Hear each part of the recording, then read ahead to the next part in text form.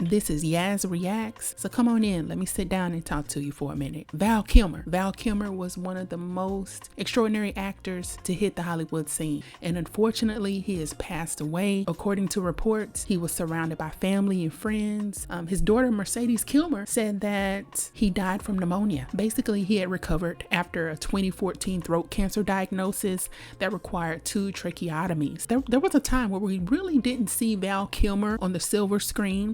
However, of course, we all enjoyed his movies, Batman Forever, and also where he portrayed Jim Morrison in The Doors. And some people may or may not know that at age 17, Val Kilmer, he was a young actor and he was accepted into the prestigious school of Juilliard. Okay, and so of course he had a lot of ups and downs in school. A lot of dramatic things happened to Val throughout his life. Now, I was first introduced to Val Kilmer in one of his hit movies. Probably favorite movie from Val Kilmer was Real Genius. Okay, it came out in 1985. And, you know, that was around the time when Breakfast Club, you had Weird Science, the whole Revenge of the Nerds, Pee Wee Herman, all of those 80s flicks were out. The whole Rodney Dangerfield flicks were out around that time. And it was just a time to be had. You know, those were the times when movies were actually films and a lot of thought and creativity were put into those movies. If I can go back to the 80s and 90s, I definitely would. But Val Kilmer in Real Genius, he really lit up the screen. In my opinion, a lot of directors and producers and movie houses and things like that really caught hold to Val Kilmer after Real Genius. And so his career just kind of took off from then. And of course, he wasn't very hard to look at either. So that definitely helped. Okay.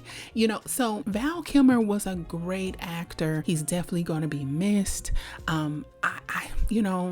Look, we've been losing a lot of people lately, a lot of people behind Hollywood, the music industry, and of course there's more to come, but it never gets any easier when you have to report on people that you grew up with. You know, we all grew up with, well, at least a lot of us grew up with Val Kilmer and the like. And so, you know, this is just really a horrible, horrible situation. But of course, as we know, if you live, you must die. So you guys, please let me know what you think about Val Kilmer's legacy, his movies. What did you think about his cancer diagnosis? Just let me know in the comments.